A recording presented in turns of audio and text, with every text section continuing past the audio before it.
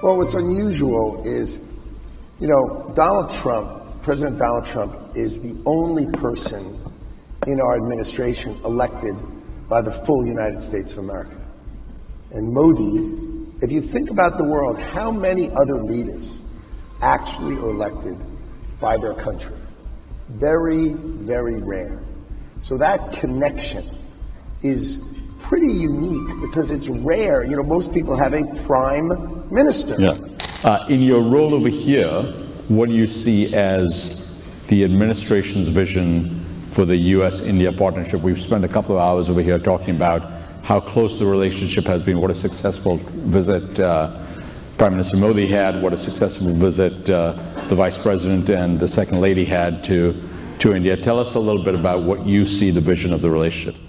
खैर, असामान्य बात यह है कि आप जानते हैं राष्ट्रपति डोनाल्ड ट्रंप हमारे प्रशासन में एकमात्र ऐसे व्यक्ति हैं जिन्हें पूर्ण संयुक्त राज्य अमेरिका द्वारा चुना गया है। और मोदी, यदि आप दुनिया के बारे में सोचें तो कितने अन्य नेता वास्तव में अपने देश द्वारा चुने गए हैं, बहुत दुर्लभ है।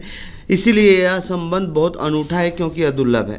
आप जानते हैं कि ज़्यादातर लोगों के पास एक प्रधानमंत्री होता है, उनके पास कोई ऐसा व्यक्ति नहीं होता जो वास्तव में चुना गया हो, और इसीलिए उनके रिश्ते बहुत मजबूत और बहुत सकारात्मक होते हैं, और इसीलिए यह एक आसान रास्ता देता है। मेरे हिसाब से व्यापार वार्ता करना इसलिए ज़रूरी है क्योंकि हम बहुत सकारात्मक जगह से शुरू करते हैं। अब राष्ट्रपति सीधे सीधे चीज़ों को बताने को तैयार है, जिसका मतलब है कि भारत टैरिफ के मामले में बहुत संरक्षणवादी है।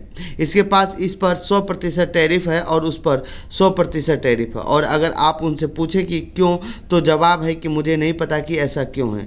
इसीलिए मुझे लगता है कि उन चीज़ों को वास्तव में देखने, उनके बारे में सोचने और उचित स्तर पर लाने का विचार है।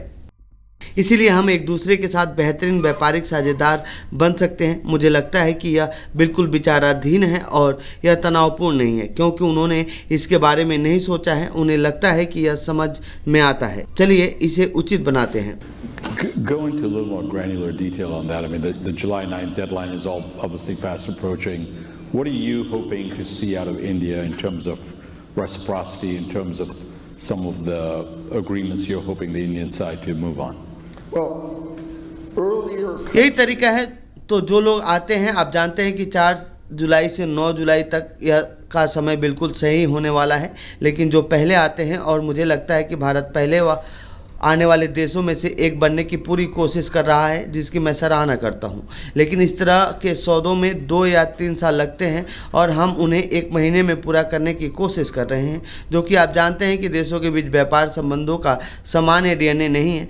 लेकिन मैं जो हासिल करना चाहता हूं वह यह है कि हम बाज़ार तक पहुंच चाहते हैं। हम चाहते हैं कि हमारे व्यवसायों को भारत के बाज़ारों तक उचित पहुँच मिले। अब यह सब कुछ नहीं होने वाला है और यह हर जगह नहीं होने वाला है, लेकिन हम इसके बदले में अब व्यापार घाटे को कम करना चाहते हैं। भारत जो चाहेगा वह यह है कि वे कुछ प्रमुख बाजार चाहते हैं। वे यह सुनिश्चित करना चाहते हैं कि उन्हें अमेरिकी बाजार तक विशेष रूप से पहुंच मिले, और इसीलिए यह समझौता है।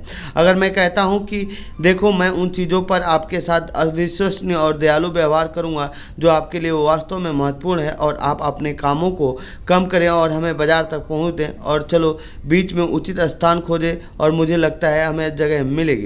अगर आपके पास दूसरी तरफ सही व्यक्ति है और अगर वे एक सामान्य व्यापार मंत्री को रखते हैं, तो यह अंतहीन बातचीत का दौर है और कोई नतीजा नहीं निकलता, क्योंकि वे कहते हैं कि इस तरह के सौदे में 3 साल लगेंगे, हम इसे 2 साल में पूरा कर लेंगे, और यह मेरे लिए वास्तव में मज़ेदार नहीं है। इसीलिए विचार यह है कि जब वे भारत में सही व्यक्ति को रखते हैं, सही व्यक्ति को टेबल के दूसरी तरफ रखते हैं और हम कामयाब हो जाते हैं, मुझे लगता है कि हम बहुत बहुत अच्छी स्थिति में हैं, और आप संयुक्त राज्य अमेरिका और भारत के बीच एक सौदे की उम्मीद करनी चाहिए। और बहुत दूर की बात नहीं है, क्योंकि मुझे लगता है कि हमने एक ऐसी जगह पाली है जो वास्तव में दोनों देशों के लिए काम करती है।